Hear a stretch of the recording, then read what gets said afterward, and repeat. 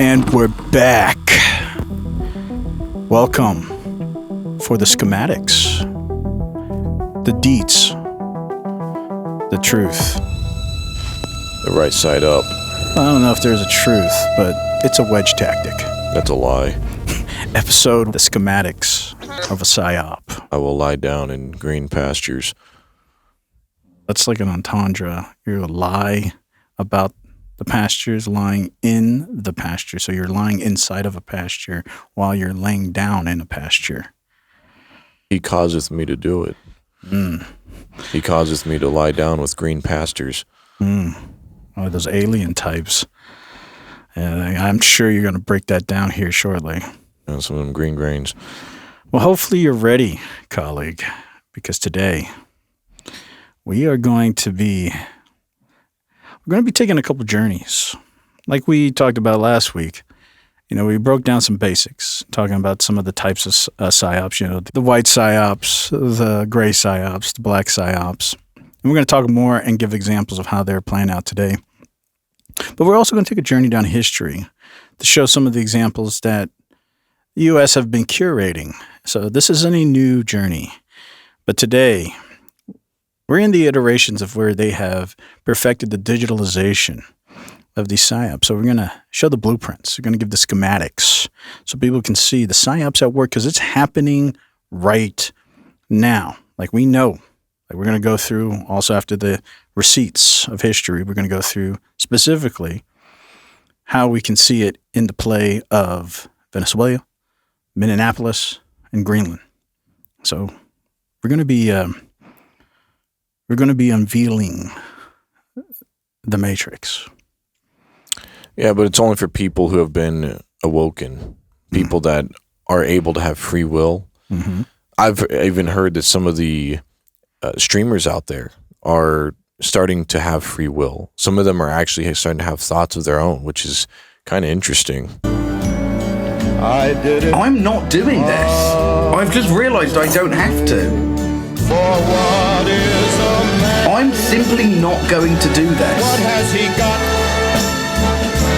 If not himself, no one is forcing me. then he has not to say the things. Mods, cancel the prediction. So he did it his way. Yeah, you know, there's nothing free, but he's right. And I guess he just finally realized, no, you don't have to sit in front of a screen and do whatever your streamer chat's telling you. You could just go get a job. And I don't even know what that was that he was about to eat or drink or whatever. It looked like straight out of a toilet bowl. It actually almost looked like a toilet bowl. No, well, you showed us last week what the epitome of what buttloads are. Mm-hmm. Yeah, so... But as always, before we start the show, we need to give a word out to our sponsors. Can you guess what this week's sponsor is, colleague? Is it not Mountain Dew anymore? No, it's actually covered back here by this black cloth, but we'll reveal it again when in due season, because those are all perfect psyops as well. You guys can look into that in the 70s. But this week... Last week, we had Baskin-Robbins, and we showed its new 33rd flavor. Oh, yeah. Yeah, Pecan Pepto. But this week, we're bringing it back to some of that nostalgia from a childhood. Did you ever play with a yo-yo? Yeah, I did. Yeah, a lot of people did. But some people, they lost that enjoyment. And, you know, it's that old redundant style yo-yo, but it's making a comeback. Mm-hmm. So if you want to go back and enjoy some of those good old times, the greatness of the yo-yo, they're trying to make yo-yos great again. So you're in luck. If you like yo-yos, it's cool to play with a yo-yo. Bofos, I'm tipping. Wood grain, I'm gripping. Catch me lying, switching with the paint dripping. Turn your neck and your dang missing. And Slim, we ain't tripping, I'm figure flipping and syrup sipping like do or die, I'm pole pimping. Car stop, rims keep spinning, I'm bringing it back. Yeah. Tipping on those 4-4s. Yeah. Well, you know, but we have to always give our word out because, you know, we're short on cash over here. So, you know, whoever's willing to sponsor, we're taking it. So you guys take it for what it is. Yo-yos or not, yeah. And yes, we are, having to say those things. So.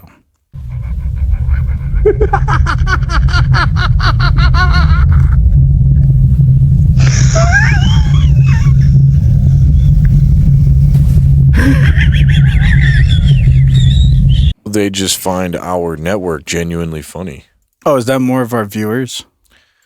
Yeah, they're laughing because they're happy for us, but they're also crying because we basically just put all of them out of a job.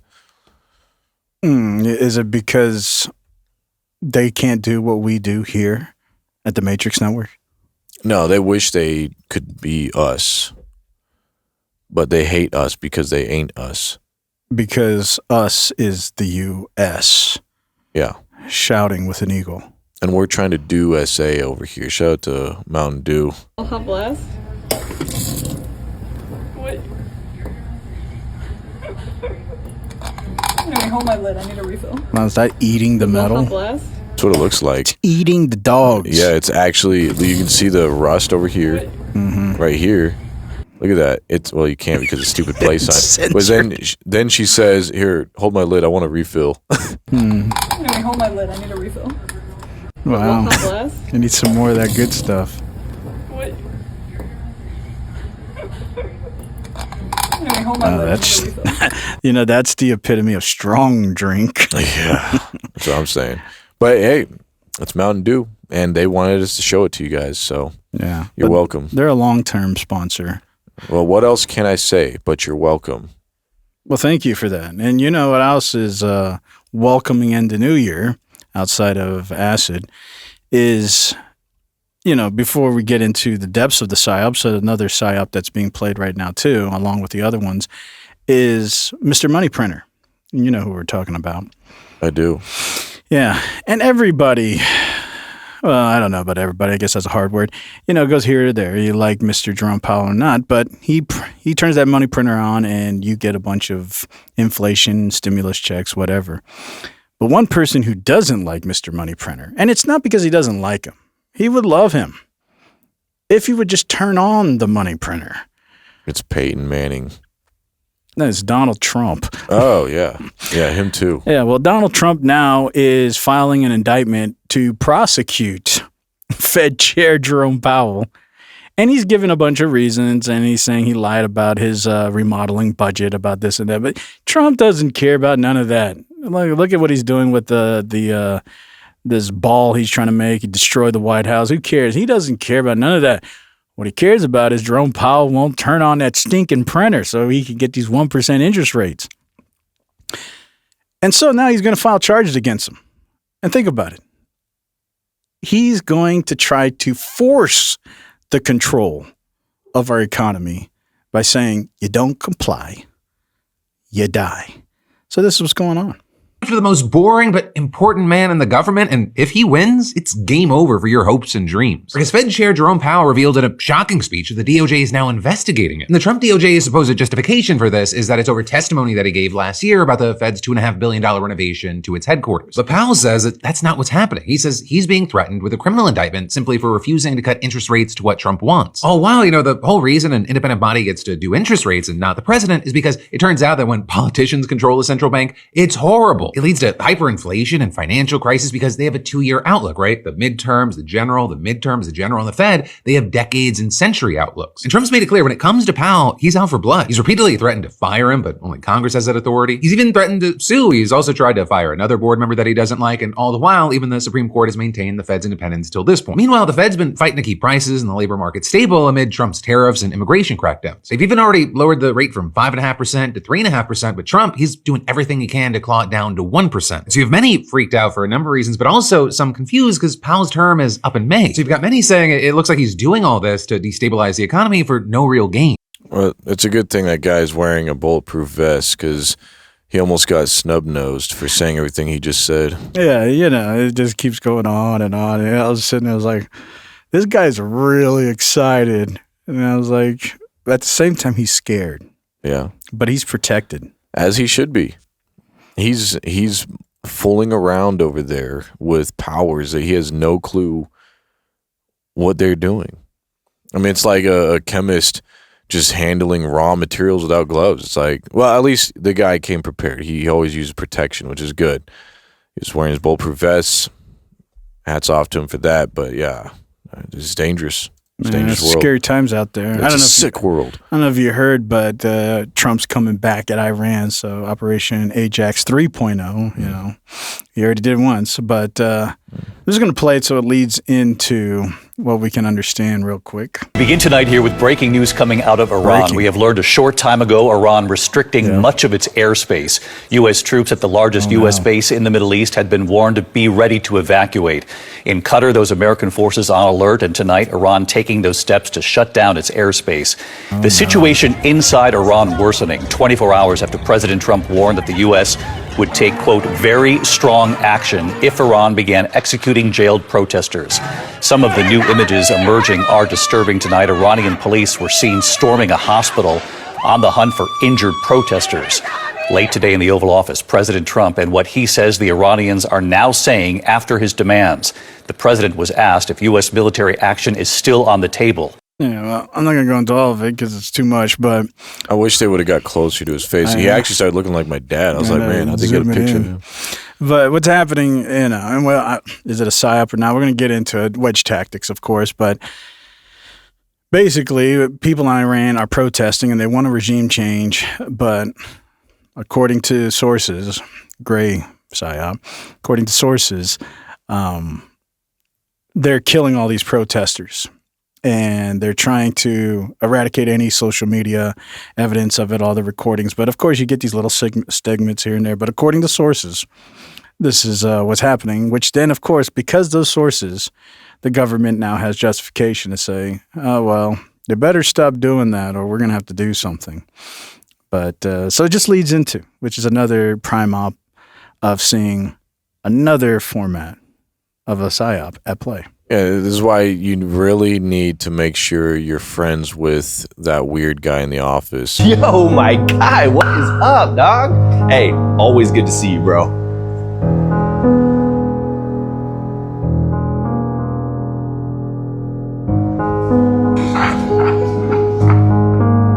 I'll let you know, bro, if anything ever went down, I got your back. Yo, my God. Wow. That guy ain't just watching his 6. He's watching his 3, his 1, his 12. Yeah, I know. But see, that's why these reporters need to be careful. They shouldn't be fooling with fire. Yeah, but you know, we're going to get into, like we talked before, Operation Mockingbird. You don't know if they're being fed this information as a means of a white psyop, you know, a legitimate source. The president has told us this, and so now we're telling you this. But how do you know they're just not fed that? So, but you can't spell fed without the feds. No, that's true. You know, that's absolutely 100%. Like, there's no questioning that's true. Yep. But you know, all of this used to be illegal. You're talking about like the dying part, like killing people used to be illegal, or you're talking about like invading people and taking their president as a prisoner? Like which part? Playing the game of Risk with real life? Well, because all of that is a narrative. It all used to be illegal propaganda. But then we came out with freedom of the press and freedom of speech. Well, there was the Voice of America, but you know, back in 1948, you know, we talked about before the Smith-Mundt Act. They made sure that the Americans wouldn't be able to be propagandized, so it would be able to stop. It would stop. So not by private parties, by any party. Like you just couldn't have parties like Epstein parties or anything else.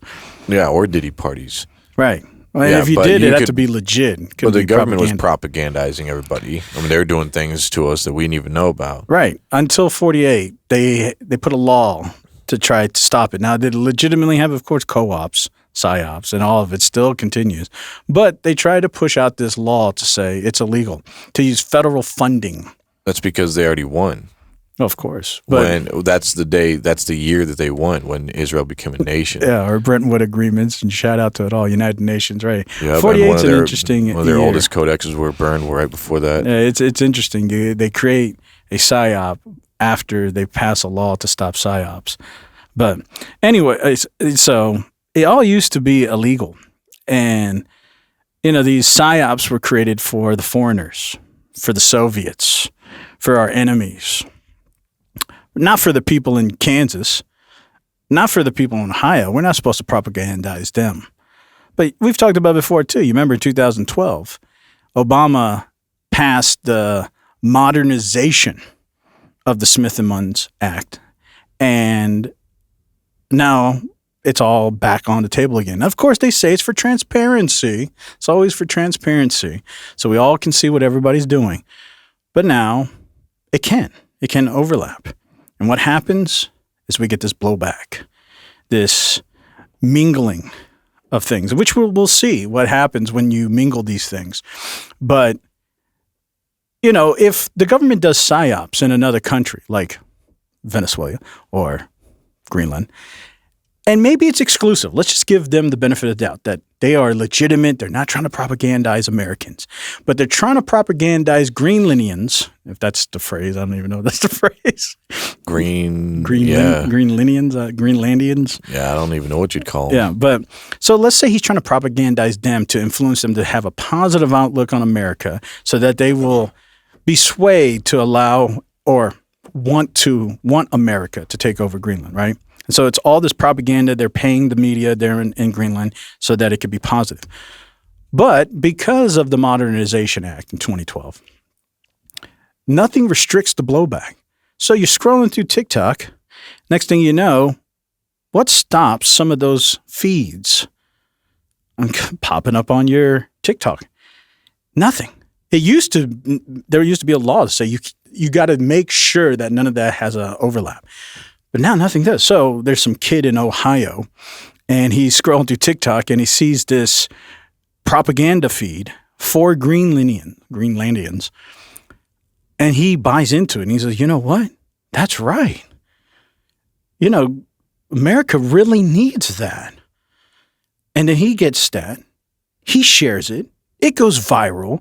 And now you got a whole subgroup of Americans believing in propaganda that was made for Greenlandians. But now it's getting sucked over to America. Yeah, but usually what happens in Ohio stays in Ohio. Kids from Ohio and people that live in Ohio, they earn their title for being in Ohio. Now, what was that psyop that happened with the train? Yeah, that was a way to that. Honestly, it's probably the chemicals in the air. That's probably what did them in. That's what made them Ohio. So like what the Gen Z say, that's straight Ohio. That's that Ohio stuff. Ohio silver. But you believe in the narrative or not, those gray psyops, but it changed the battlefield. The psyops are not on the ground anymore, which we're going to talk about. The ancestry of influence. The boots aren't on the ground anymore. They're in the air. No, it's on your TikTok feed. That's the battlefield. Used to you have to deceive the military because the battlefield is on the front lines out there in the real world. Now the battlefield is your TikTok feed, your Facebook feed, those who are even on Facebook and any social media platform. Well, I heard that the drill sergeants can't even drill anymore. Like they used to be able to drill kids, and ever since what's it called? Joseph Biden agreement of 2019, the drill sergeants had to be a lot nicer because they were hurting a lot of the they-thems feelings. And the they-thems even tried to become drill sergeants so they could start drilling little kids too. It doesn't matter. Either way, I don't even know where I was going with that. Oh, you're saying because they used to have to propagandize the military, but now they don't anymore. Yeah, but you're talking about drilling, and that's a whole nother thing. Who doesn't want to drill are the oil companies. Yep, I'm all about fracking. It's actually ironic because, Trump went over to Venezuela. Now we have access to all this oil. He actually said, we're going to control it. And he wants the oil companies to go over there. But the CEO of Exxon just came out and said, that's not feasible. We're not doing it. Because to go over there and start focusing on Venezuelan oil is actually going to counteract the profits of all the investment they have in America. And so it's counterintuitive. And it costs more to refine that because that's what they call dirty oil. It takes a lot more to refine that very rough crude oil. So do you think Trump is just a loose cannon? Well, I mean, clearly he wants an objective. But what's he going to do? Is he going to force? Is he going to nationalize all the oil companies? Says, we don't care what you say. You're just going to do it anyway. I guess he could. That's what he wants to do with Greenland. Yeah, but Greenland is a piece of land. The oil companies, that's eternal. That's like it's everywhere. I guess we're going to find out who really has more power. Does the oil companies really control Trump, or does Trump control the oil companies? Or mommy and daddy fighting is just a big guys to get us all on board. You figure egalitarian. Like Home Depot versus Lowe's, which everybody knows they're owned by the same people, but for monopoly purposes, they have to pretend that mommy and daddy are disagreeing and all that stuff. The separation isn't real. Yeah, it's called a wedge tactic. Yeah. Like what my parents did when they separated, they didn't really, but because they wanted to keep the illusion alive and they wanted to keep hope alive, they made it seem like everything was going well. And I feel bad for all those people out there who, when their parents separate, their parents don't even play the illusion. They don't even give the illusion of hope. They just tell them the reality, like, yeah, I hate your mother, or yeah, I hate your father. But my parents, they always said things like they were just so open, and I never really knew what that meant until today. Well, hope is a slippery slope. You can have a hope, but the future of your hope is not what you want, but it's a hope. Well, I guess you can call it a learned helplessness. You've learned something new about your parents, but it didn't help you at all. So you have this false hope. What are you really going to be gaining from it? But we'll get into this this idea of false or learned helplessness. But as you scroll through everything like we show and everybody shows, and again, media dissemination, it looks like the world has gone crazy. But what's so different? 2025, we can show you all kinds of clips where it looks like the world's gone crazy. 2024, 2023, 2022, 2012, Aztecs, anything, Millennium, 2K. Really, when has the media not propagated the idea that the world is going crazy? We're on the verge of a nuclear war. There's weapons of mass destruction. There's always the impediment of doom creeping around the corner. When does the world not feel like it's going to a toilet on a toilet paper, flushed down the splat of the back? When does it not feel like that? Well, the last time was when Obama was president. That's because the propaganda got released. Maybe. But whether the propaganda was false or not, it made me feel safe. Yeah. I knew that Obama cared. Well, that's getting canceled. But don't worry. If you feel like you're going crazy, you're not going crazy. It's always happened. There's always something hyperbolic making it feel like it. But you're not going crazy because it's all being curated. It's all being manufactured. So the first, and there's going to be 3 or 4 steps to this, but the first thing we're going to talk about are the receipts, the ancestry of influence. I want to go down a couple historical psyops that the United States has. Well, it's clear. It's declassified. We know this is what they do, and a lot of them are famous. The first one we're going to talk about is called the Ghost Armies. Have you ever heard of this? No, I've never seen it either. No, that sounds really scary. I have seen something similar on Lord of the Rings. Great documentary, by the way. They basically show that there's a whole ghost army that the hobbits had to go and unite. Or not the hobbits, they're the taller people with the swords. There's the guy with the long black hair, the guy with the long white hair with the bow and arrow. And they had to go unite these ghost armies to fight the Slater guy on the horse. Well, I'm lost. Well, let me help try to find you real quick. I think I know where you're going with this. Yeah. And in the end, a woman defeated Slater. She knocked him off of his high horse. There has never been a bigger picture of Mother Mary. I don't know how long ago the Lord of the Rings, Middle Earth stuff has been going on, but Psyops ain't nothing new here in the U.S. I don't know about Middle Earth. But but it's only a matter of time, though, before all these movies become documentaries. Like, we can actually watch and be like, oh, yeah, that happened. Oh, yeah, that happened. So now what you're about to tell us is that it was all true. Well, yeah. The whole Lord of the Rings thing is the saga. Well, it's a symbology of it for sure. It's an analogy, I guess, like any good fiction. But, these psyops aren't new. The playbook, though, the playbook has changed.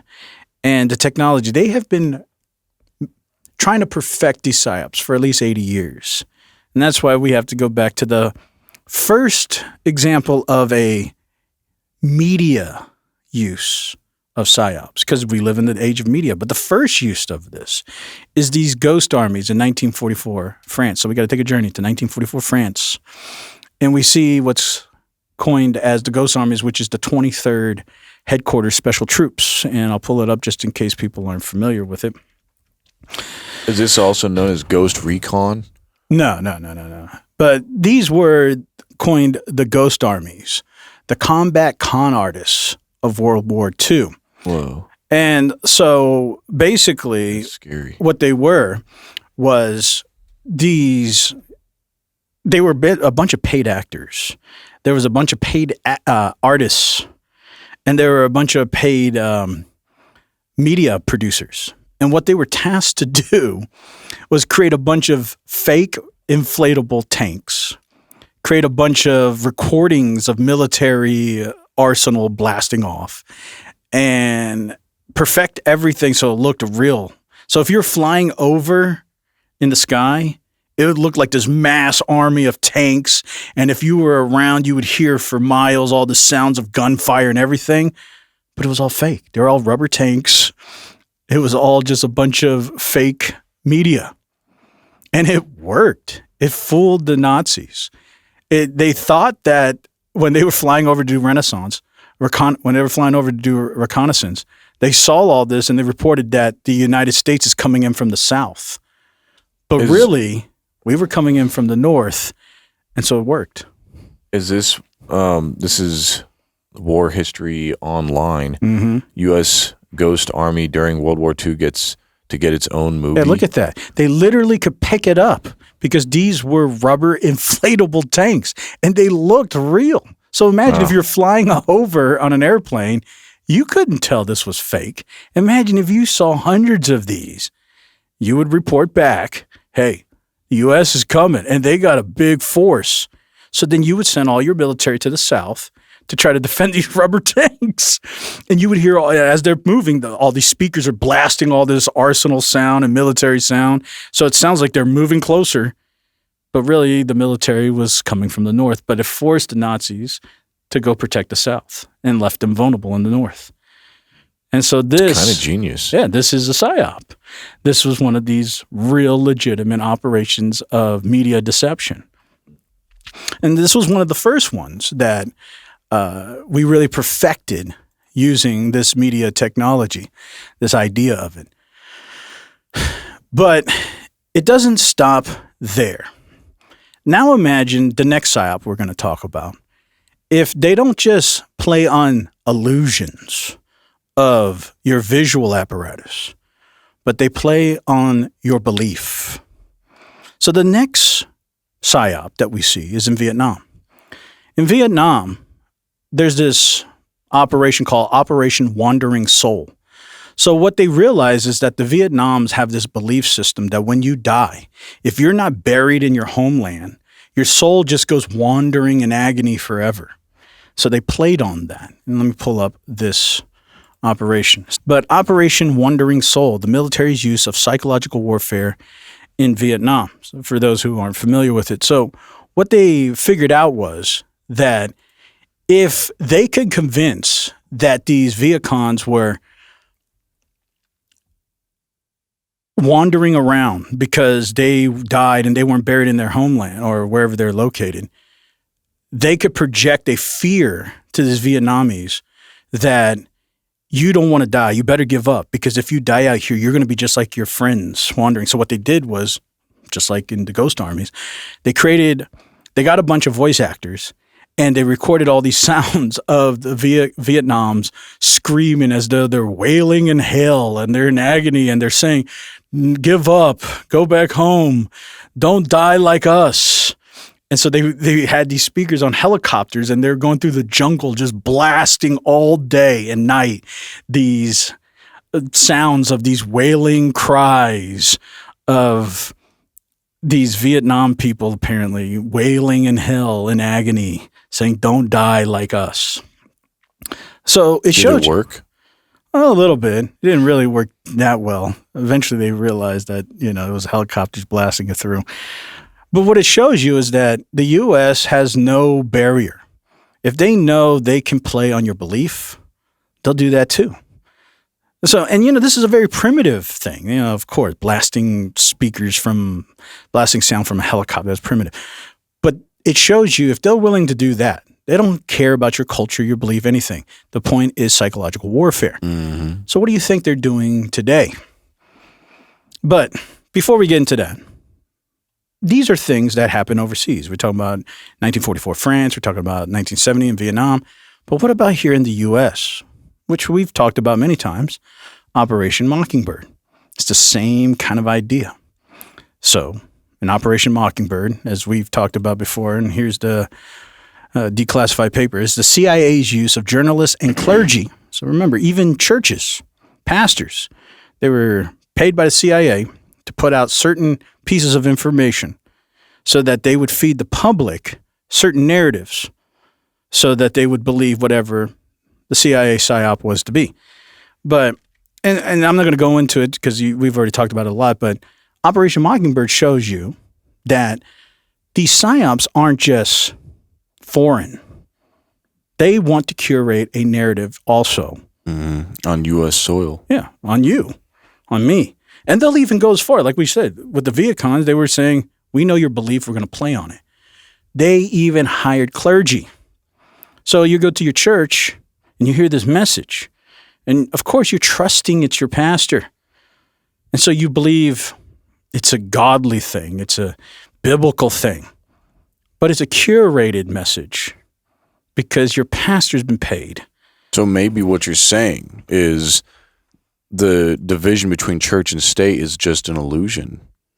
Well, yeah. That it's secretly always been run by the state. Well, yeah, that's the beauty of it. See, it's this interest. It's a psyop. They tell you, like the government tells you, hey, colleague, we believe in the freedom of religion, the freedom of speech, the separation of church and state.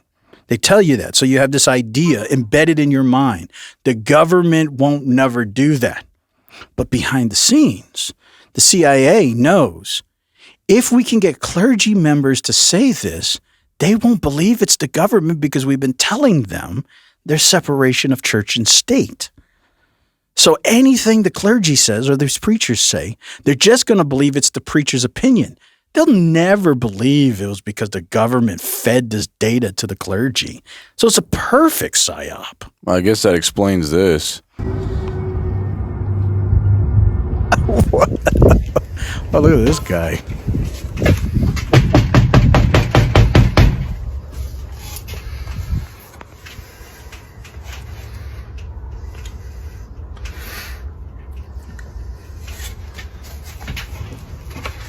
Hi, how are you? Hi. I'm with the ASPCA, and we're just going door to door in the neighborhood asking people if they'd be willing to commit to a monthly donation. Okay, maybe. Okay, if I told you a little bit more about where your money would go, would that make you feel better? Yes, it probably would. Okay, so I'm with the Animal Rights Division, or the TARDS, and we're in charge of all of the health care for the animals that we serve. So 100% of your money would go to their health care. Okay. Is that something you might feel comfortable with? Yeah, I probably would. Okay, if you could just put your name here and email address, and then where it says regarding or RE, just put TARDs. Okay. And so our biggest healthcare dilemma this year for the TARDs is there's just too many pups. So 100% of your money would go to help with the abortions of unwanted puppies. Wait, what? Yeah, to abort the unwanted pups, because there's just so many young puppies. It's basically pups having pups, and they can't afford to raise their litter, and it's just a financial burden. So what we do is we help with aborting unwanted puppies. Oh, well, no. I'm not comfortable with that. Okay, is that your black sedan out front with the bumper stickers? Yes, it is. Okay, so you understand that abortion's healthcare? Well, yes, but it's not. That bumper sticker isn't about animals. What's it about? It's about people. Okay, so are you saying that a human baby in a womb is not worth as much as a pup in the womb? No. It's worth the same, right? So if it's yes. not okay to abort puppies, then it shouldn't be okay to do that to humans. Would you agree? Yes. Okay, so abortion's not health care? Well, I think no. I don't want to donate. I need to go. I need to go inside. So would you agree then that abortion is murder? Thanks for stopping by. You need to go, ma'am. But before you leave, can we still count on your $19 monthly donation for the next 12 months? I guess abortion is murder. Yeah. So there was a lot going on in there. Yeah. The guy he's a straight man who is going under this guise. You can even call it like a disguise. Mm-hmm. And he goes in, and the whole thing is just weird. Like there's a lot of contradictions being said on both parties, it seems like. Well, that shows you the epitome. The most effective propaganda doesn't look like propaganda. Yeah. It looks like TikTok. And that was real. So the Ghost Army doesn't retire. It just went digital. It retards. And Operation Wandering Soul, it doesn't stop. It just moved over to bumper stickers and whatever else. Yeah, it's American U.S. soil propaganda. Like, you can tell when you've bought a lie when you don't actually believe what you yourself are professing. Right, and also ultimately it's because of cognitive dissonance and playing on the narrative of the wedge tactic, which we'll get more into, but you guys already know. You got to pick a side, and you're always fighting to be on the winning side. You don't really know why, but whatever the rhetoric was pushed out, I definitely don't want to be those people. Even though I may not agree everything over here, or I don't even understand what I'm agreeing to, I just don't want to be those people, whatever that is, because it's been so hyperbolically demonized. I'll just be over here, and that's a good example. She doesn't even really think about it. She doesn't really know. But I ain't going on that side. I don't even care if it logically makes sense. I'm not doing it. So whatever she was fed, it was strong enough to push those heartstrings to say, I ain't doing it. Yeah, that's crazy. Yeah, maybe that's part of America's propaganda is that animals are worth more than humans. Well, anything. Like at some point, that's just a construct. Why did they use these words? Wordplay is good. Shout out to Wittgenstein. But the word plays are good. Like we call them savages. We called them stupid, or we called them engines. Yeah, you call them anything. You call them, irresponsible, drug cartellers, barely even human, murderers, whatever. But that's the idea. You just can't simply say, "Oh, they broke the law, and so now they're doing this." Nobody would care. That's what they used to say. They used to say, savages, barely even human. Shout out to and then they're like, let's kill them. Right. Yeah, and that's what they did. But that's the epitome of propaganda. You need that rhetoric. Shout out to Machiavelli. You need that rhetoric to really manipulate the people, because rhetoric is more powerful than logic for the average person. But it doesn't work on some people. Shout out to Cocoam and Mr. Smith, John Smith. It didn't work on them. And it almost cost John Smith his life. Yeah, but we all saw. You can see the narratives that's being pushed even in that cartoon. Which shows you how low will it go. This is straight limbo. But because in the end, like you you find out what happens next, and John Smith, he doesn't even stay with the same woman. So he was propagandized too, and he went back to the motherland, England, and he got with a different woman, another white woman. Yeah, of course. And he left his first love. And I think there's a lot to say about that. Well, that's why we're going to jump into the modern kill chain, how this functions. So first we talked about the history. Now we're going to talk about how it functions, the kill chain. Have you ever heard of sock puppets? Yeah. Well, what do you know about sock puppets? Well, I know there's the iPhone sock. Whoa. Well, that's really bad propaganda. Ladies, please. The iPhone sock, we should take that seriously. Sock 'em, bop 'em. Yeah, twist it, bop it. But there's the iPhone sock. And I haven't seen anybody make an iPhone sock puppet, but that'd be the most expensive sock puppet out there. Yeah. Well, what I'm talking about with sock puppets is stuff. Sock puppets? Puppets. Is stuff like the software that the government uses, Intrepid, which is basically the ability for one person, government agent, to create a whole bunch of fake social media accounts, articles, anything, and create these false illusions impersonating real people. So in 2026, we're not using inflatable tanks, but the Ghost Army's still here. We're using, instead of fake tanks, we're using fake people. Yeah, CCTV footage has caught a lot of these Ghost Army people. You have evidence of that? Yeah, look up ghosts caught on camera. Was that the Battle of Gettysburg or whatever? Some people bring cameras out there and they can see these ghostly figures. Now, of course, they're not the rubber ones, but these are probably real. But unless maybe America has already been deploying these ghosts. Maybe the ghosts out in those fields, like the Battle of Custer, maybe it's all just fake ghosts. And everybody likes a good custard. It's called mimic warfare. That just sounds like somebody has a stutter and they're actually trying to say mimic, because mimics are a thing too. You can look it up. It's like, shout out to Waterboy. My mama said that. But they don't have to use helicopters and broadcast stuff anymore. They just buy data. And if you think they don't know what you want, they're just over here guessing. Back in the day, they had to guess, and then they had to do a lot of reconnaissance to figure out stuff.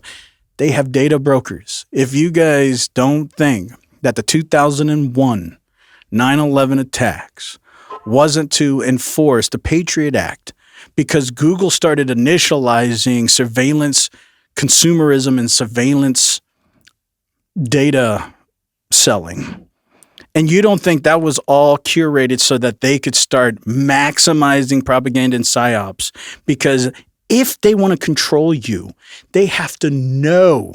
They can't guess. To maximize efficiency, they have to know exactly what you like and what you don't like. So they're not guessing. They're buying the data, and they know exactly what you want. They're pulling it straight off your phone. Right. Well, they're just buying it. We talked about Fog Data Service or BabelX or any OSTI, open source intelligent resource. They're buying these from data brokers. They know it. And we know that. We're going to talk about Google Jigsaw Unit and everything else here in a minute. But they know the psychological terrain. And so the battlefield is in your mind. It's not on the roads anymore. So what is the kill chain? I don't know. Well, first, you got to do reconnaissance. You got to research and know what you're going to, who you're targeting, what they believe, what they want, what they don't want, how to manipulate them. So you got to do the reconnaissance. And then you got to weaponize it. You got to make it hyperbolicized. You got to do some form of justification. And then you act. You bring the delivery.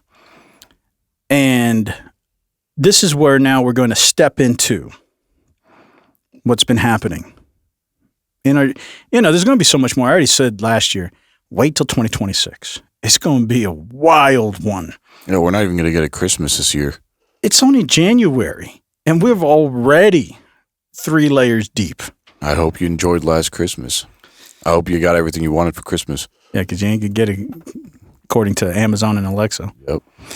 But, so let's deconstruct some of these psyops in 2026, like we've talked about. The Greenland, Venezuela, and Minneapolis. They're all connected in this matrix. They're all different chapters, but they're in the same book. So let's start with Venezuela. Or like the White House likes to call it, Operation Absolute Resolve. And let me pull up that just in case you guys are not familiar. Operation Eliminate Nasty. And so this is what the White House called this whole operation, Operation Absolute Resolve. A modern decapitation strike is how they coin it. But this has been a long idea of progress. So for most people, what they see is just these clips, these viral clips on TikTok or Facebook or whatever of Trump saying, Venezuela is the problem. They're a bunch of drug cartellers. And then they see these little tiny boats get bombs like, see, we're eradicating the war on drugs. There's like 3 people in a boat just out there fishing or doing something. No, they were drug cartellers and we're eradicating the problem. But this is it. This is they've been putting out these memes out there, these clips on purpose because this has been an operation. This has been a plot. And the operation is called Operation Absolute Resolve. I know one that they've been doing too recently is that Elon Musk's Grok has been used to create child corn. And what's funny is all the elites there, you could do that stuff with any of these AI platforms, and the elites are getting the real child corn. But they're painting Elon as this bad figure and his Grok as this bad figure. So what it sounds like is they said, you're going to put these limitations on Grok and you're going to let us handle it. And if you don't, then we're going to say that your stuff is being... So you hear it's that same Project Mockingbird stuff. You know what's ironic about that, which is another psyop, ironically. I think it was yesterday or the day before, sometime this past week, the Secretary of the Department of War, the head of the Pentagon. The Dow. Yeah, that Fox News reporter. He just said, so we could be advanced in progressing America as being the top level in AI use and development. We are happy today to announce that we are working with X and it's Grok AI. How about this? Star Trek real. Star Trek original. Yes. Winning requires a new playbook. Elon wrote it with his algorithm. Question every requirement, delete the dumb ones, and accelerate like hell. We're excited to announce the next frontier AI model company to join GenAI.mil, and that is Grok from XAI, which will go live later this month. So I want to thank you, Elon, and your incredible team for leaning forward with us on this as well. Very soon we will have the world's leading AI models on every unclassified and classified network throughout our department. Long overdue.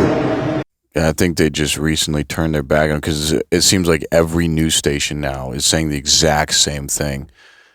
Line for line, they're reading out the scripts again. They're all saying, yeah, Grok has been used to produce this horrid material, so now we're going to ban it. We're going to ban Grok because it's being used to produce this stuff. And Elon Musk, he's not doing anything about it. And so they're painting Grok and Elon. And it seemed like Elon just took the wrong... Well, that's a good form of a wedge tactic. You got to create the dichotomy. The United States government is saying we support it, we use it, and we're going to connect it to U.S. databases. And the media is showing the other side, which is it's bad, it's pedophilic or whatever, and you don't want to participate. So you have to choose a side now. You side with America, those who are fighting for your freedom, or you side with the media. And either way, if it's a psyop, it's all being curated by one entity. But you, the audience, are forced to choose a side. It's the perfect wedge tactic. But like last week, we showed Mondero, that beanie and the perp walk, and he's like, oh yeah, and the illusion is we want to show a win, but that's a white psyop. And we talked about last week. Notice how they framed it.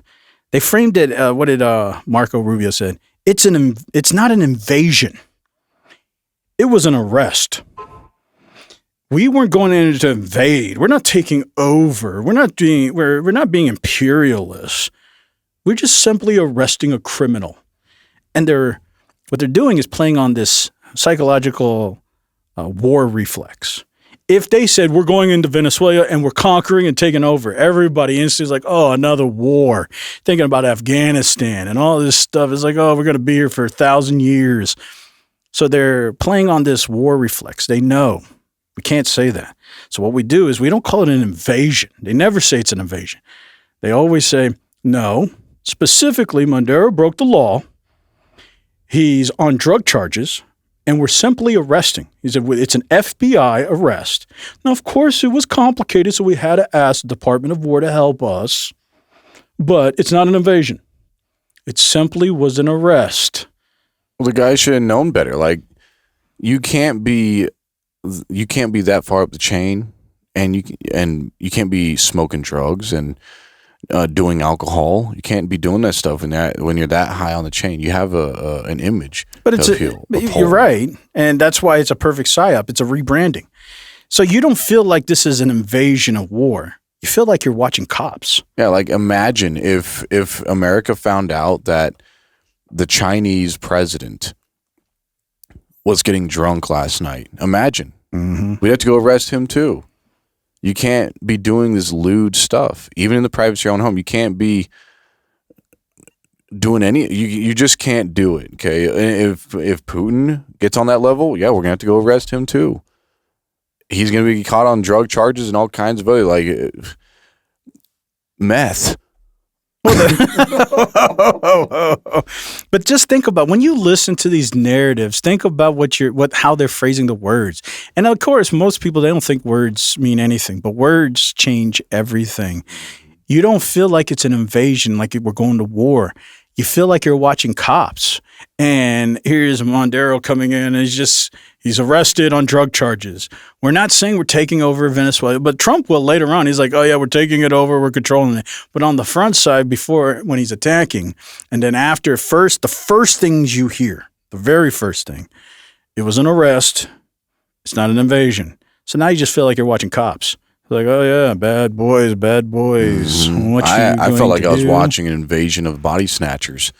But it wouldn't be an invasion of body snatchers. It'd be the arrest of the body snatchers. Right. I mean, you have celebrities over there, like this rapper guy, I can't remember his name, is Jake Sheldon or whatever. Mm. And he spits in a woman's mouth.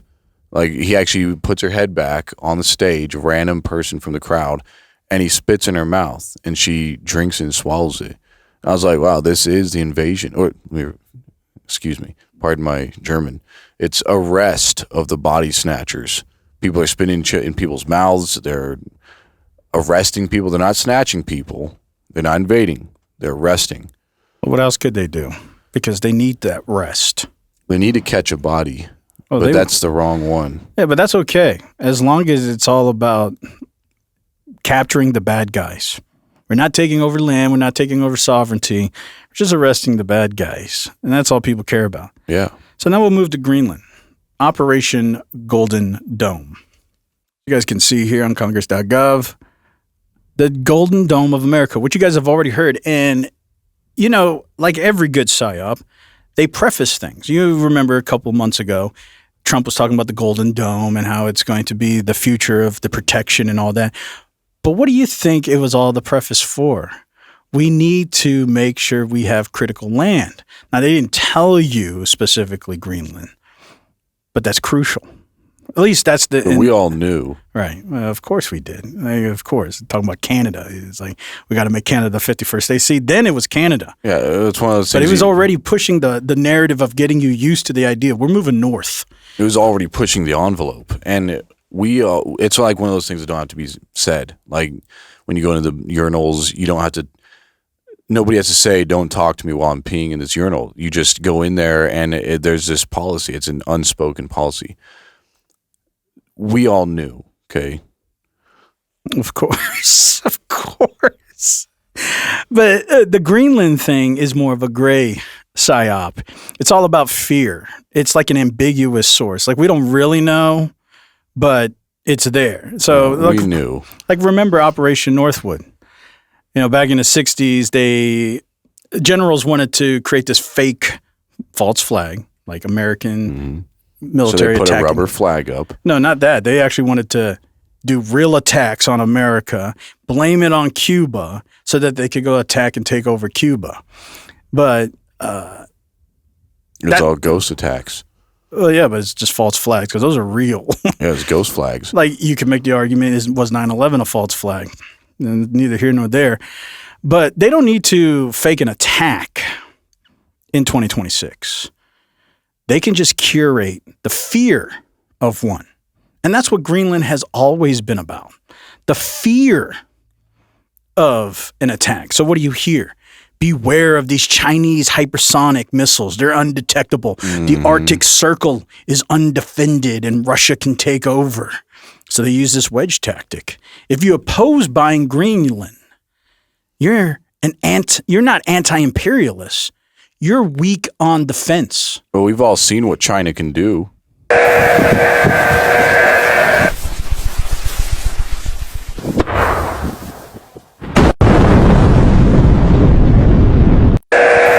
What's interesting is I thought this was real, but then I looked it up.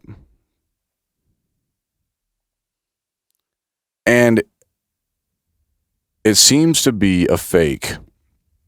Has China developed a Mach 7 plasma cannon railgun? I know America has one. Yeah, but China apparently doesn't have one. It says visual clues suggest that the video is almost certainly AI generated.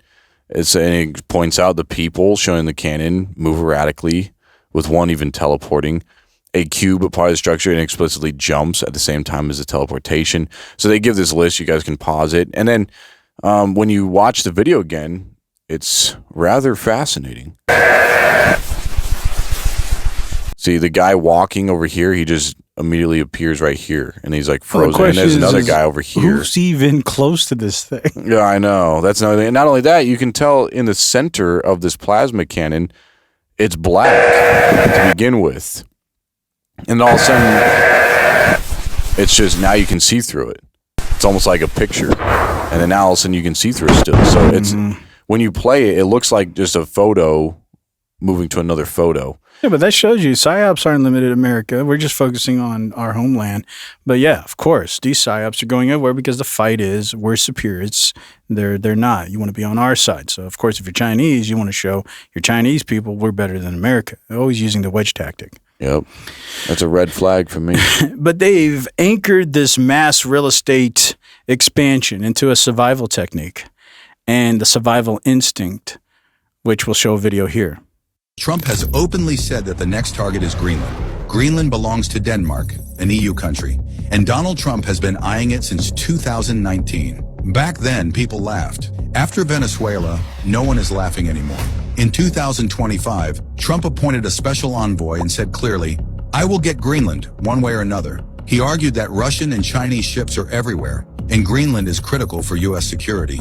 Even force is an option. So why does Trump want Greenland? First, rare earth minerals, worth over $1.1 trillion, key to breaking China's monopoly. Second, Arctic trade routes, opening as ice melts, shortening Europe-Asia shipping, and boosting naval movement. Third, Thule Air Base, a vital U.S. base tracking Russian missiles and Chinese submarines. After Venezuela, Europe fears one thing: global double standards are now exposed.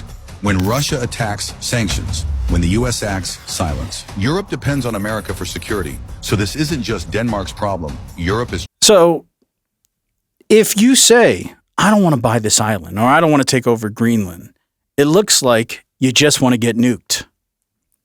So it's the perfect wedge tactic. It's not about imperialism. It's not about taking over.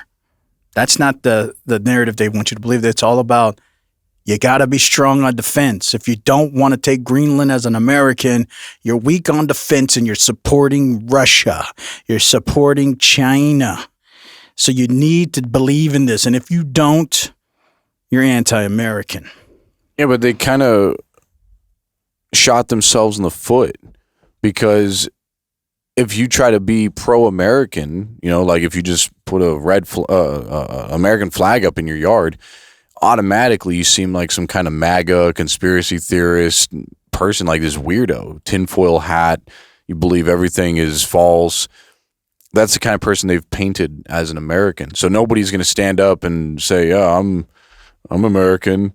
I'm the real American." That maybe people will side with Russia. So maybe America wants people to side with Russia and Nordstrom. Yeah, you're right, in the beginning stages. But they need to put out the front. The wedge tactic has to be, you put out the option and let people decide what they want so that everything's happening organically. And then you produce a false flag. You put out this, see, I told you. And now everybody's like, oh, I guess I was wrong. And it forces you now to say, I guess we do need Greenland. And all they got to do is just put out anything. I mean, look at the Nord Stream pipelines, anything. They can do anything and say, see, Russia did that. Now look what they're going to do if we don't take it over. So first they push out the options. Be free, Americans. Do whatever you want. Think whatever you want. Then the false flag. Now you're forced to choose a side, and you can't be anti-American. It's perfect. My wife shops at the Nord Stream rack all the time, and we noticed a price fluctuation when the Nord Stream or Nordstrom got blown up. We noticed, and I had this sickening feeling too. Because if you cut me, I bleed blue, but I also bleed red. That's good. So maybe you need to bleed purple. Depends which side of the line I'm standing on. Well, finally, we're going to jump over to Minneapolis. Now, this is interesting because this is a hybrid mix of a gray and a black Psyop. But, you know, this is one of those things that they use perfectly. And this is called Operation Metro Surge. That's the coined operation that the Trump administration is using to coin the ICE use in all these metro cities. Now, what's interesting is, you know, we showed last week the shooting of Renee Good. And instantly, and this is why this is a perfect epitome of Entrid use, instantly you saw the wedge tactic. You saw all these media posts split. Either ICE are heroes, ICE are protecting America, and you're siding with ICE, and this was a justified killing. Or you're saying ICE are executioners. There was no middle ground, nothing. Instantly, you have to choose a side. You know, it's funny. I actually got a lot of feeds with cops shooting people after that. And you can tell it was clearly justified. Like the people were trying to run over cops and the cops had to shoot them. And I thought it was awfully coincidental. Because I'm sure I wasn't the only one getting these feeds, because I've never seen in my feed, I've never seen that lady getting run over by the ICE, or not lady, the lady getting shot by the ICE people. I never saw it until you pulled it up last week. But I still never saw it afterwards. But then I started getting flooded with all these videos of police shooting at people who are women who are trying to run over them. And you could tell like the women were in the wrong in these scenarios. So the police were just trying to protect themselves. Right. And I thought it was interesting. It was like, why all this flood of information? Right. And you know who's controlling TikTok now? Mr. Ellison, Trump's buddy, Oracle. And so who do you think's flooding the narrative? So, of course, when you watch Justified Killings, your unconscious mind is saying, well, government, police, whoever, they got to do what they got to do. And who am I to say that this wasn't a justified killing? So it forces you to go on a side. But regardless, there has to be a dichotomy, a wedge, or it doesn't work. So they have to create all these fake bots. Now, I'm not saying all these people, but they're being, influencers being bought into propaganda. So first, the government can use Intrepid to create all these sock puppet accounts on X or True Social or TikTok and post out all these false narratives. And then influencers listen to that, choose a side, and then they make their videos amplifying these sock puppet accounts. And now we have the wedge. And then you get TikTok or social media who are controlled by the government narratives to push out the justification of one side. Like you get these feeds. Now you're like, okay, well, that makes sense. And now it convinces you that this is the right side. It's a perfect psyop. And then you get people like this.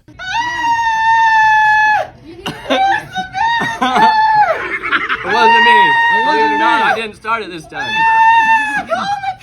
Come on, a little louder. Starting to enjoy it. Louder, louder. Please call the cops. What are you on, man? Please call them. Go on, hit him, man. Come on. My eggs are good. If you were so scared, you'd be running. I didn't even take a bite of my sandwich Please call the cops. Jesus I don't want Christ. the manager to No. assault Call me API, anymore. someone. Get the mental institution over here. What's wrong with you people? What's wrong with you? Why are you recording this instead of calling Because the you're police? nuts, that's why. I'm not.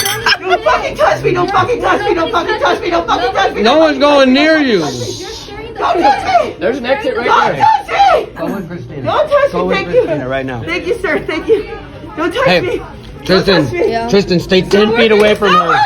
Don't look at her. Don't look at her. Don't look at her. Don't look at her. Hey, y'all are antagonizing her. Stop. all right. That you can, you know who she voted for, and you know who these people voted for.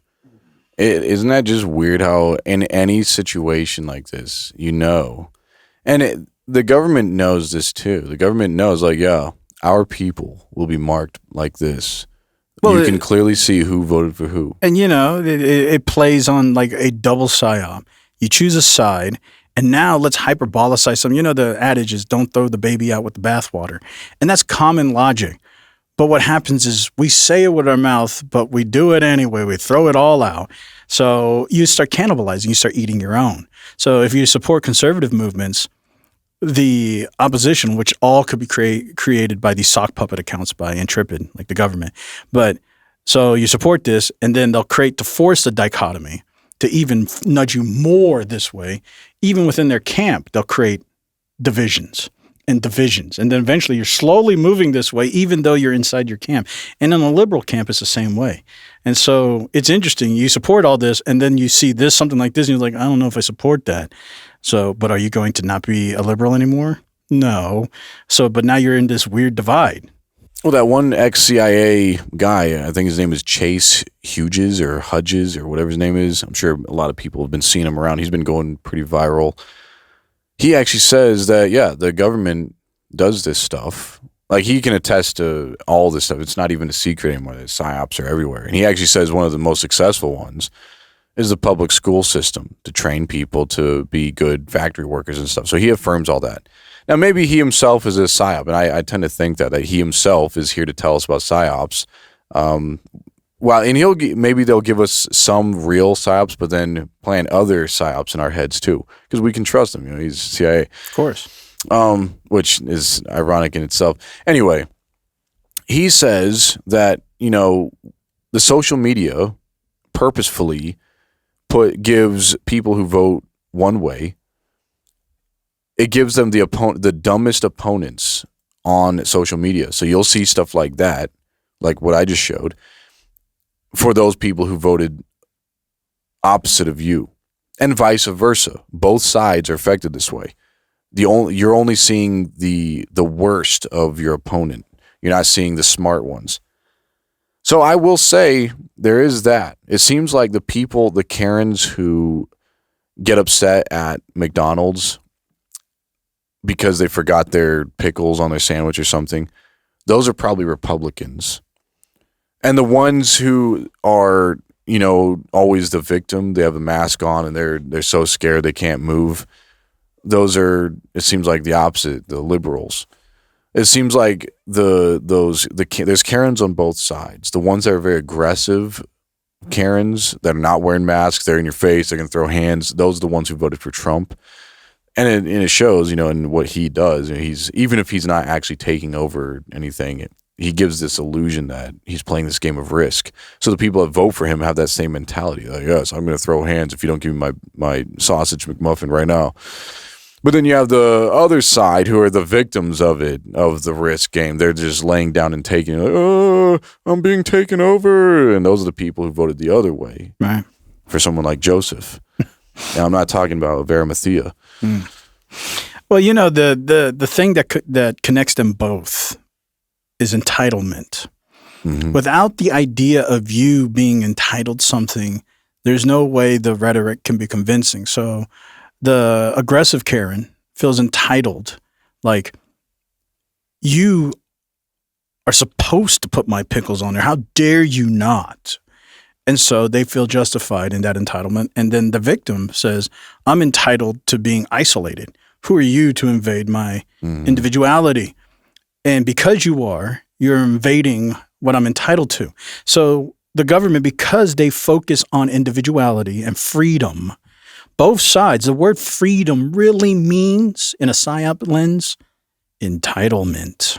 That's all it means, if you ever get that. The reason why they say freedom is because they want you to believe you're entitled to something, which then justifies your anger. Doesn't matter. And then the government plays on your anger. And then they force the fear of it being taken. And all they got to do is first make you believe you're entitled and then create a false flag to say it's going to get taken away. Now you're afraid. And that's the perfect Psyop. So that's how it all works. But you're right, on both sides of the coin, because they both think they're entitled. I just think it's crazy that the Psyops are so well done. Mm-hmm. Bravo. They're so well done that you don't even have to ask. You could probably, the predictive rate on this is probably off the charts. Nothing's 100, but you're probably going to get something like 99% of the time you ask one of those Karens, the ones that are aggressive, you know who they voted for. They're always going to be wearing those red MAGA hats. But without that, it's like, tell me you voted for Trump without telling me you voted for Trump. That's going to be those aggressive Karens who are throwing hands at McDonald's employees. Or tell me you voted for Biden without telling me you voted, and you're going to see the people wearing masks and they're scared of everything. They're just like little puppies scared. They're scared to do anything because they're the ones being invaded. It is very interesting. Right, and those are the radical extremes, but usually the radical ones are the ones that are publicized and goes viral. When you feel like you're a common person, there's nothing controversial, but it's the radical ones. And then they make, the Psyops, they make the radical ones make you feel like all of you are these people, aren't you? And then us normal people say, no, we're not like that. But they force you to choose the side. And now you're stuck because you're like, I'm not like that, or I'm not like that. But you're going to have to choose a side because now you have to deal with identity politics. Are you conservative? Mm-hmm. Are you a liberal? But they force that narrative. That doesn't mean you're liberal or conservative. But if you don't, because these identity markers, like I'm a Republican or I'm MAGA or I'm support, Biden or whoever, and I'm a liberal, you don't have a choice. You deny one, you deny it all. It's a zero-sum game, and that's the perfect play on the Psyop. But ironically, I was going to add to this. We could probably take this one step even further because people like to talk about NPCs too. Like, how do you know if you're an NPC or not? I would say probably the NPCs are the ones who feel like they're the victims all the time. And it's something that helped me see this. And the victims would be the ones who voted that specific way, that victimhood. And then the aggressors are the first-person players who are assaulting the NPCs. This might put some things into perspective. I'm going to play a couple of videos from GTA, Grand Theft Auto, as somebody put us in the shoes of the NPC, and I thought it was pretty interesting. Man, I'm sorry.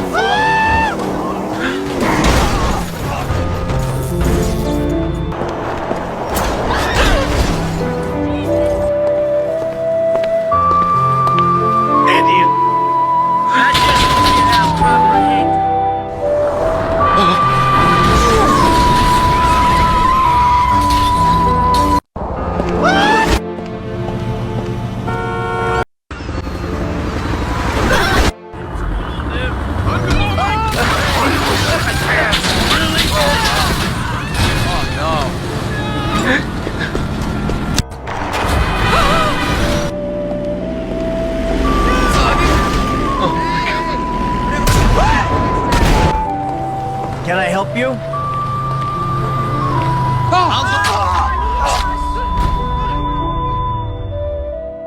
Can I help you?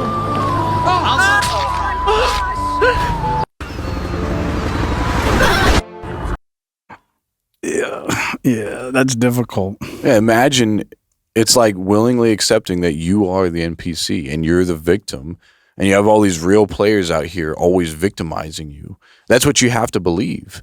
And it's even more interesting. It's like, man, if you could actually just be an NPC in GTA, I wonder, and it made me think even one step deeper, like, I wonder if people who play GTA voted one way. And people, because there's no option to play as an NPC, it'd be impossible. You'd just be Well, it probably determines on what do you do when you're playing. Well, I think the whole point of the GTA game is to dominate. Like, you just take what you want, you do what you want. Well, some people, like, you may see Greenland over there on the map, you're just going to go take it. Well, some people just like to challenge the game. Like, maybe, and I've seen many clips where they see how fast they can go and how far they can send the guy out of the car. Like, they'll drive like 1,000 miles an hour, and this guy will fly all the way to New York City or something. You know, some people are just doing that kind of stuff too. And all the cars and people they smashed on the way just to see how fast they can go. It's like they're just dominating whatever. It's like, it's my world. I just take and do what I want. I'm going to take your car to see how fast I can go. As they take the NPC's car and just do what they want. And, you know, maybe that's why there's different kinds of free roaming games, like there's Skyrim and other things, and there's ways you interact with people, and maybe you're just into the interaction. I guess that's all the psychological play, because you want to get the maximum amount of people playing. So it's got to be kind of diverse. Yeah, like, I have a hard time believing that lady that was screaming with a mask on, which I don't know how she's able to breathe, but all that, I have a hard time believing that she plays GTA when she gets home. She's probably not. That's what I'm saying. Like, now, if she did play, she'd probably be an NPC in there, and it just fits too perfectly. But I don't know. Well, it is the fog of war. You know, it's this illusion. You know, creating total chaos in American cities, just like, you know, like you're saying with these free, you know, first-person role games, these NPC kind of games. It's, you have this idea of this calmness, but then there's chaos in the midst. And when you're watching these narratives, like when you see like what happened in Minneapolis and stuff, you see these American cities, they're all living their life, especially like Minnesota, like what's going on in Minnesota. But now it's on the mark. It's everywhere. It's blasted. And you see, and it almost, I guess when you think about it, it does kind of feel like, you know, GTA kind of stuff. Everybody's just walking around living their life, and then all of a sudden you get this invasion of people, and then this person just comes up, and now they shoot this person dies, and now you are left with who's going to side on what, but nobody's really... The people who are arguing, I mean, some of them, I'm sure a lot of them are probably Minnesotans, but there's a lot of people, the rest of the United States, we're just observers, and now we're having to choose the side of, do we justify the surge of all these federal troops? Yeah, well, some people are going to hate the players, and some people are going to hate the game. I'm saying, why don't we just not do it either? But you don't have a choice. That's the point of the Psyop, that Wedge tactic. They force you to by playing the tactics, and then they create this zone of exception where local laws don't apply. It's the same thing like when you're playing a video game, right? The idea is laws don't apply. If laws actually applied, like if you broke the law, the game actually stopped, and there's a screen that says, no, that's illegal, you can't do that. Nobody would play the game. It's like, oh, this is like real life. This is stupid. The cops come after them in that right, game. But they can run, they can shoot, they can do whatever. The idea of this game is that we're creating zones of exceptions. It's almost like brainwashing you to the idea that laws don't apply here. And it's the same thing. So when you see the shooting, you have to think, what are they trying to imply? So like J.D. Vance comes out and says, when federal agents are doing their jobs, they have immunity. The precedent here is very simple. You have a federal law enforcement official engaging in federal law enforcement action. That's a federal issue. That guy is protected by absolute immunity. They just do what they do. What they're implying is this is a zone of exceptions where local laws don't apply. We're going to do whatever we want. And now you're left like this is a real game. Like they're just out there playing GTA. And everybody else is forced to be an NPC because you can't do anything. What are you going to do? You're going to fight back? You're going to get slapped with an axe. It's like it doesn't matter. So it's like they're forcing that narrative that we are creating these zones of exceptions. And people don't realize that as you're busy fighting on Twitter and X and TikTok and debating, not with real people, remember, these are sock puppets. You're debating bots created by the government. The precedent is being set to say we don't need to follow local laws. So you're over here arguing on the internet while they're actually breaking the law. And it doesn't matter. And this is the perfect psyop. And so it continues on.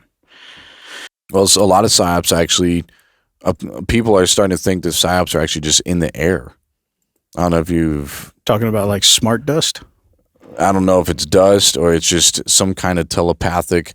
Like this one lady is apparently living in a Faraday room that she built. And she looks like a normal... She looks normal. You never think John McAfee. Yeah, check this lady out. It's weird. I'm in this room that I made. It's a Faraday room. It's all blocking. It's blocking all kinds of frequencies or whatever. I'm not wearing a tinfoil hat, but I'm pretty much in a tinfoil room, okay? I'm one of those weirdos. But I will let you know that while I was working on these chords, I was just sitting here, meditative, chilling. People that I haven't thought about for years started coming to me. And I was like thinking about these happy, wonderful thoughts. And then I opened the door and I went outside the room, which isn't Faraday at all. It's just a regular, whatever, house. And all of a sudden this thought came to me out of nowhere. PORN. I was like, you want me to think about that? And I thought about it for a second. I go, wait a minute, where did that even come from? We're getting zapped with frequencies that are controlling our thoughts. This is how you get away from it right here. See, this is that victim mentality again. It's like, wow, so you can't even take accountability for your own thoughts anymore. It's like, where? And the first thought in her mind was, wow, you want me to think about that? It's like, who's the you? Like, who is you talking about? Like, who are you?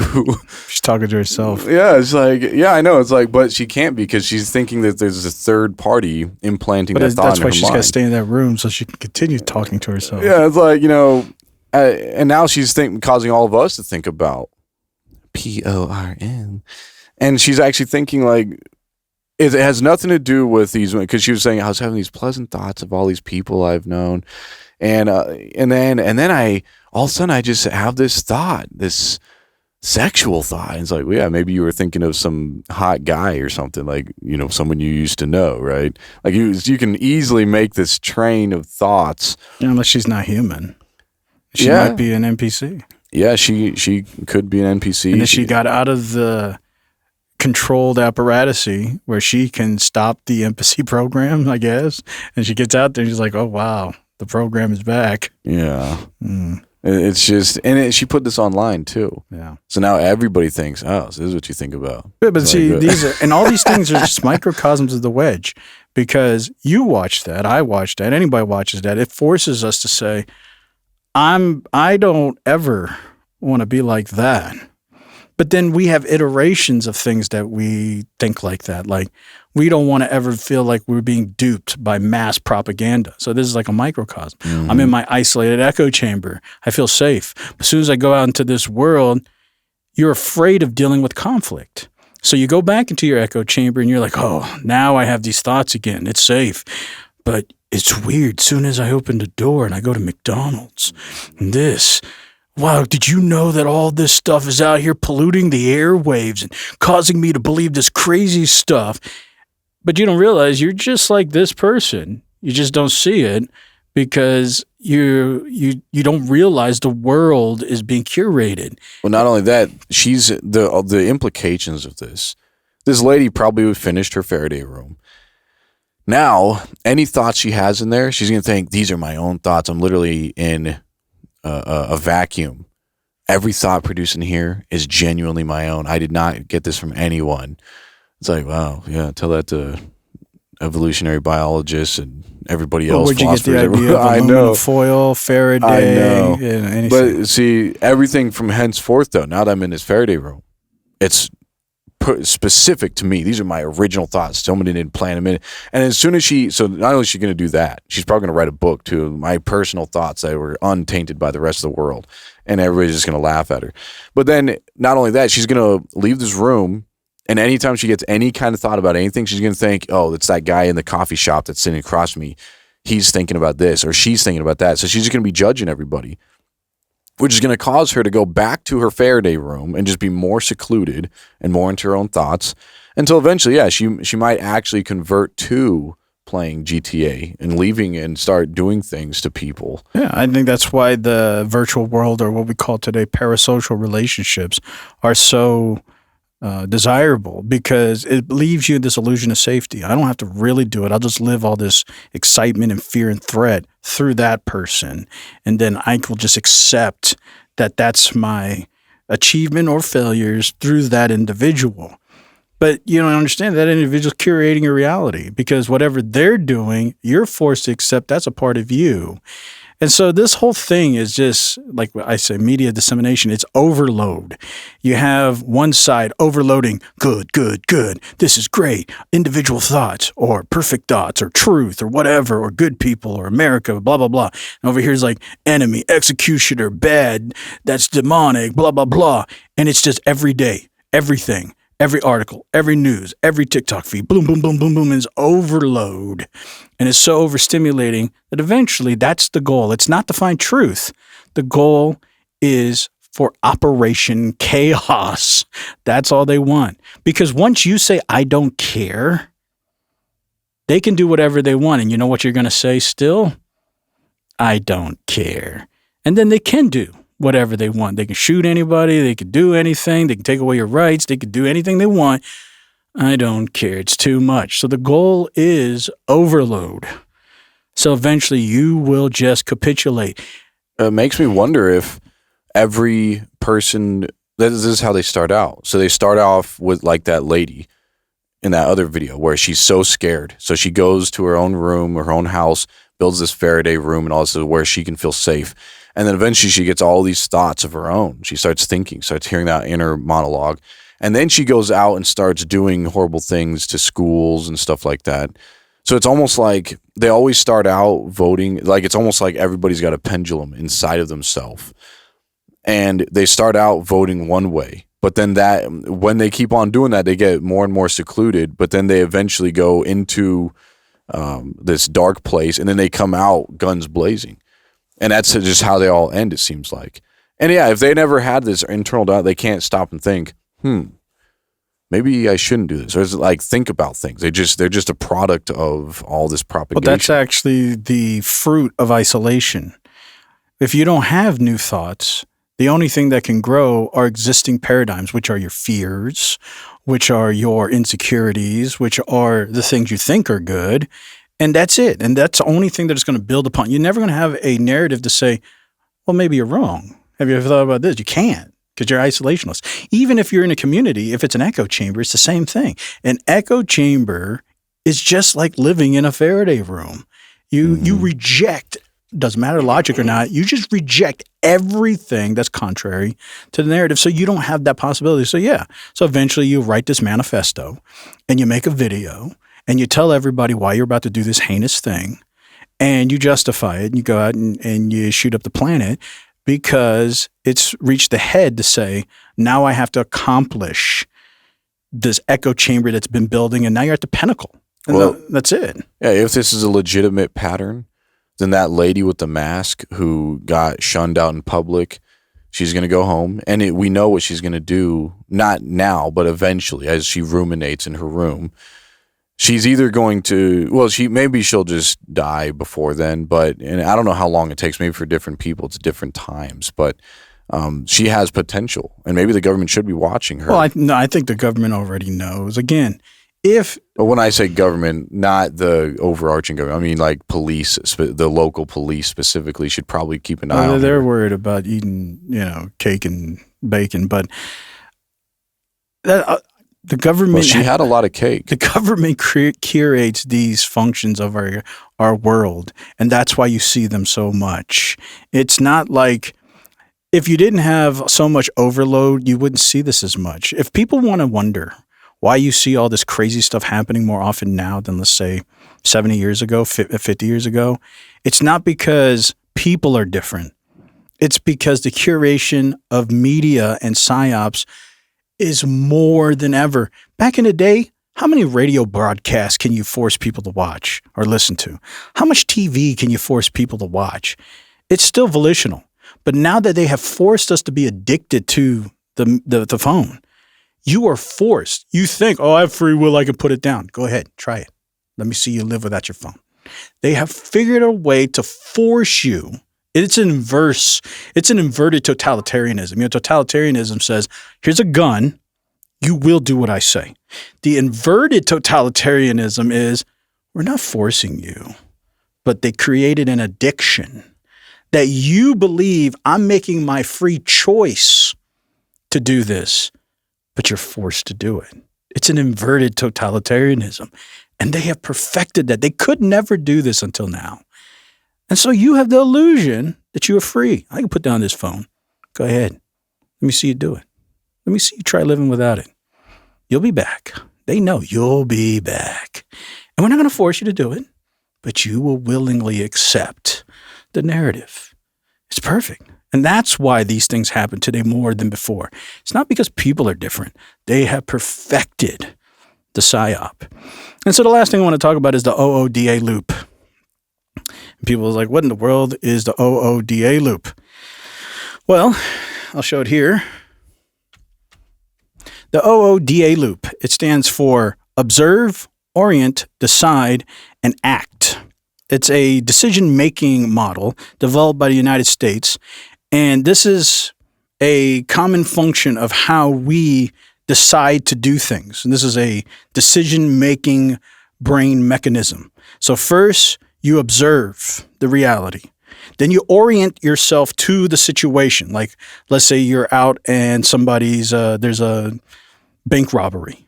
So you observe it, you see what the situation is, then you orient yourself in that bank robbery saying, all right, I'm here now, let's look at everything. Then you make a decision on what you're going to do. Then you act. This is a basic function. This is all what we do.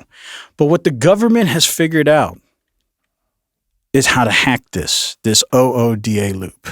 And that's why these psyops are so effective. And how do you disrupt the standardized observe, orient, decide, and act? It's simple. Like we've been saying, overload. Are we winning? Are we losing? Are we going to die tomorrow? Are we living? Is my neighbor a terrorist? Are they executionists? Is Trump really the God of the world? Is this really happening? Is the apocalypse happening? Is this happening? Is my pastor telling the truth? Is that cult over there lying? Is the silver going to go to $9 billion an ounce? You have all this overload. How do you orient yourself in that? Which one of these million scenarios are you going to put yourself in? Because you have to ground yourself in a situation, then you can make a decision. But if there's a billion decisions and all of them feel like they're life-threatening, you can't choose one. It's too much. I can't put myself here, financial decision, terrorist decision. It's over. So they have figured out every human has to function to make a good decision in an OODA loop. But they figured out if they just do mass overload, you'll capitulate. They have figured out how to hack the OODA loop. And so you have to decide, are you going to be a part of this premeditated overload? This is like what I said in the beginning. This is a learned helplessness. And why is it called learned helplessness? Because when you hear all this data, what are you doing? You think, I'm being informed. The news tells me this. Hey, I know this. I know this now. I know this. What they call this analysis paralysis. I know this, this, and this. So you learned all this, but in the end, you're helpless. You can't do anything because it's too much. If they told you just one thing, you could make a decision and you could act. But when they tell you everything at the same time, there's Venezuela, there's Greenland, there's Minneapolis, there's Iran, there's all of this. Now you're like, what am I supposed to decide here? And you know what the government's going to say? You don't have to make a decision. Just trust me. I have it all figured out. I know it's too much for you guys, but I got it under control. So trust me. And most of us will say, you know what? You're right. That's just too much. You guys will probably figure it out and do right. Yeah. I think the Gen Zs figured it out. That's why they say trust. Trust. And so that's the Steve Bannon doctrine. Just flood the zone with so much crap. that eventually you'll stop trying to figure it out. You won't trust your eyes. You'll just accept the loudest signal being broadcast. And that's usually the official narrative. Louder is not truer. So the battlefield is not out in the world. The battlefield is your mind. Yeah. And that's what's being fought for. And the Department of Homeland Security, they call this cognitive infrastructure, where they actually deem your mind a national security asset that needs to be managed, protected, curated, just like the national electric grid or the water supply. Your mind is a national security asset. It's called cognitive infrastructure. And so if you don't think they're careful on how they construct and curate your thoughts, you're actually out of your mind. It's a national security asset that they do. And so it's happening every day. So the next time you scroll past a headline about Greenland, or you watch a viral video about Minneapolis, ask yourself, is it the news, or is it just a modern version of a ghost tape blasting from a helicopter? Because the battlefield isn't over there anymore. The war is here. And you are the terrain. The mind is the battlefield. Don't get stuck in the matrix. Well, it's like Confucius always used to say. Banker who sits in freezer will have frozen assets. Well, any good last words you'd like to leave us in this schematics of Psyop, colleague? Well, I know a lot of people have been struggling with Doug specifically. I've mentioned Doug many times, like you always introduced, host and his colleague and Doug. Well, if you're wondering if Doug is a legitimate person, or even if, for you lady folk out there, if you're single and ready to mingle, or if you're down to clown, Doug has some good questions for you. And you may be wondering, why should I date Doug, if you're thinking like that? I bet you're wondering why you should date Doug. Well, I'm one of a kind. I'm great. I'm somebody who will always open the car door for you and close it. I would open the door to a restaurant for you. How would it feel to be in love? Well, how would it feel to be in love is like, I would really, really, really like to know. The guy was trying to convince himself. That's honest, though. He's trying to figure it out. Mm-hmm. You know who he voted for? Actually, I don't. Abraham Lincoln. Nah, there it is. Yeah, that's right. Yeah, that's true. Well, I appreciate that, colleague. I appreciate that because we can all resonate, at least a little bit. With Doug. We're still trying to say, I would really like to figure out what love is all about. Yeah, and really, what has love got to do with it? Yeah, because they say it's a thin line between love and love. Yeah, that's true. Well, I appreciate that, colleague. Yeah, please. And hopefully you guys have enjoyed this episode of the Matrix Network. Hopefully you don't get caught up in the Matrix and the Psyops, and the schematics of the Psyops in this episode was enlightening. But as always, like the video, subscribe, check out the podcast on Apple, iTunes, Spotify, anywhere else. Leave a comment. Tell us what you think. But this fine gentleman right here, actually, that's Doug.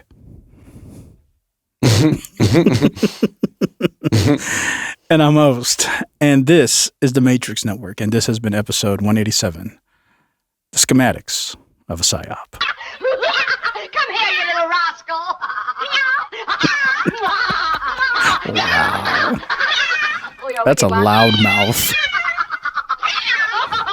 That's enough from us, isn't it? They're sock puppets. Oh, there you go. That's nice. They look like puppets. Yeah, they're being controlled. The narrative continues. And we're out.